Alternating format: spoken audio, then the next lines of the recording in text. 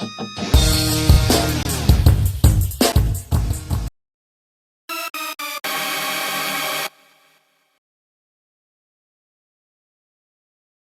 and gentlemen, this is Joan of Arc Simply by myself. This little lewd dill pickle over here. Wait, this isn't a corn concert. You lied to— Silence! Also, thank our good friends Kira and Tor for the art today. What is this even for? Oh. Okay, does anyone in this non-existent audience know who Joan of Arc Maid of Orleans is? Well, good to see that our non-existent audience is so ever cheery about this subject. So, Joan of Arc was a big saint who basically did a crusade against the Burgundians in France, and also the English. Gotta drive those dirty English out of France. And what does that mean? Well, for that, we gotta talk about some...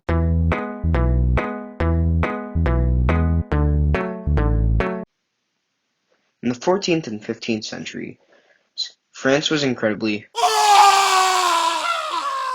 In the north, you had two factions who kind of sort of try to like each other. Henry V of England and the Duke of Burgundy, who wanted to be the inheritors of the French throne, and they had a good claim because of the complex birthrights of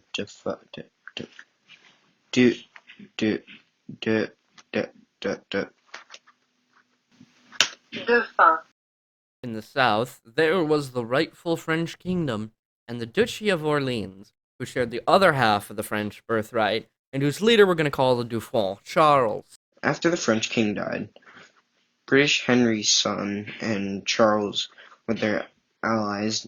Now things can go boom.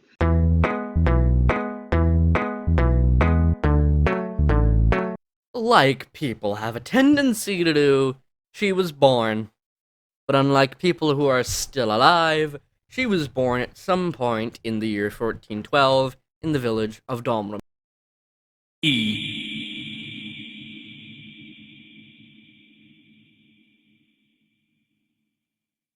When she was young, she was a devout Christian, so much so that people made fun of her, just like my crippling addiction to tasing people in video games. That is, in no way, the same. Well, actually, Well, actually, your face is stupid. Stick to the script. when she was an age, she got visits from angels and whomever else, and then one day she got a mission from the Archangel Michael to save Orleans, to raise the siege.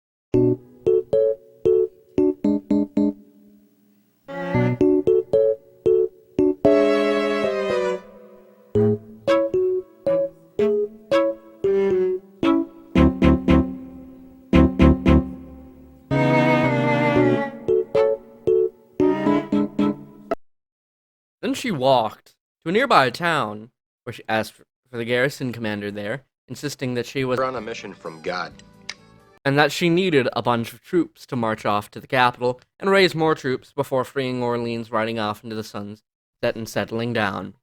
Surprise! The commander didn't like her, so she raised a peasant army and then he gave in. She got a horse, a sword, a haircut, and some campaigning clothes and to go right off and burger the king.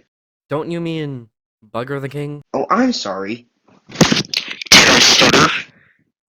You can't drive to France, Walter. Yeah, it's way too far. Then maybe we should travel by map. Good idea, Fozzie.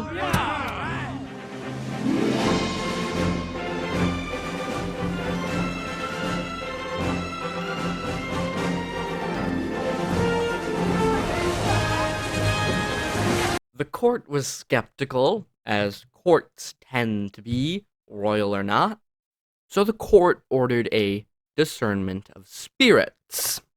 What? A discernment of spirits.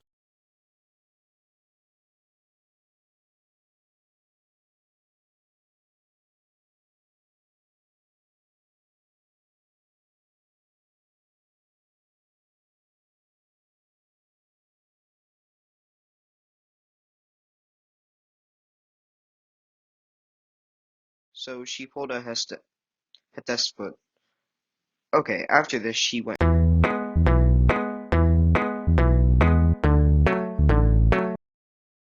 Stop! Stop cutting me off! Shut. Now, in order to 100% prove that Joan was holy, they fitted her in armor, taught her how to fight, and basically said, Hey, we were going to send these dudes anyway. Here's some armor and a horse. Go kill them Burgundians. Also, Merlin said that a maid would save Orleans, so wizards are cool and so are you. city after city in the Loire River Valley fell, including Orleans. They just kind of capitulated. Cities raised white flags, and even Troyes, the only city which didn't like her, eventually crumbled under the immense spiritual might of this teenaged maid. Keeping the long-standing French tradition of surrendering, I see.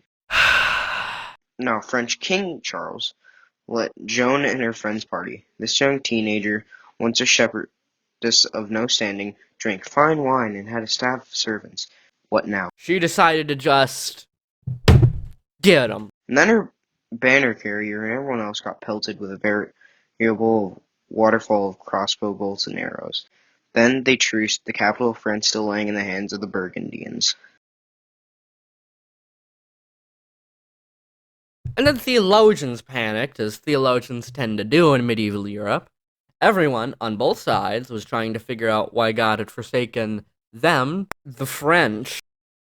Her allies argued that it was because she attacked on a feast day, or because God wanted to humble her ego that was ever growing in her series of amazing victories. Her enemies, however, claimed it was because she was a witch, and that the Almighty instead heard the prayers of the Parisian defenders, and that all the victories in the Loire were the work of Satan. When she was ennobled, her home tax exempt, and basically became honorably discharged, the French believing her moment was over.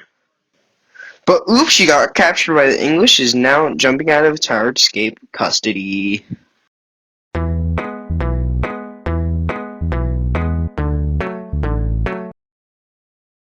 I think it is absolutely zero surprise to anyone that Joan did not die from jumping out of the tower, and that it also didn't work. After being shipped off to England proper with a broken leg and broken spirits, she was put on trial for multiple crimes by one Bishop Calhoun, including Heresy, witchcraft, cross-dressing, engaging in unfeminine combat, engaging her heretical combat, talking to demons, untruthful virginity, and those are some of the less metal charges. then she got burned at the stake.